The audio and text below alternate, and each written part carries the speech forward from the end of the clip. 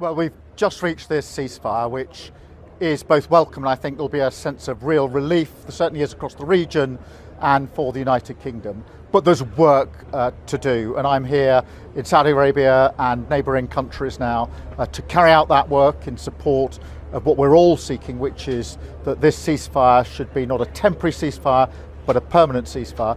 On top of that, we have to acknowledge that this war wasn't our war, but my job is to protect the UK. It's already had an impact on the UK, and it's very important that we get the Strait of Hormuz open. There's a lot of work to do there. We've been convening a number of countries. I now get the opportunity here in Saudi Arabia and countries nearby in the region to have the discussions, to coordinate our actions, and to go forward collectively in pursuit of those two missions. It's early days.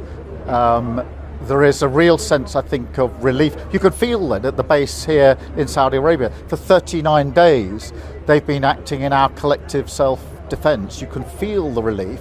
But what they want to know, what people in the United Kingdom want to know, who will share that relief, is that this needs to be permanent.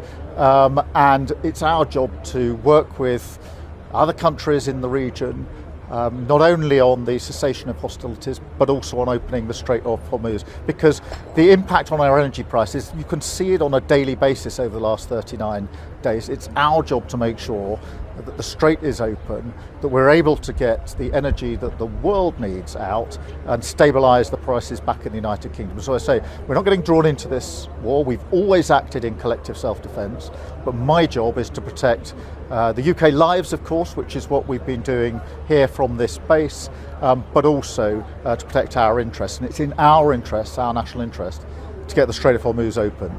I'm very conscious that back in the United Kingdom, talking to the shipping sector, finance sector, insurance sector, energy sector, they're telling me that in order for them to feel safe to move through the Strait of Hormuz, they need to know there are diplomatic and political confidence behind what they're doing. We're here to build that with our allies. It's vital that we do so, because my job is to protect the United Kingdom from the impact of this war. It's already impacted. I'm determined to make sure that I do absolutely everything I can on their behalf, working with our allies here, to minimise that impact and find a way to make sure this ceasefire becomes permanent, and to make sure the Strait of Hormuz is open, because that obviously has a huge effect and impact on our energy prices back at home.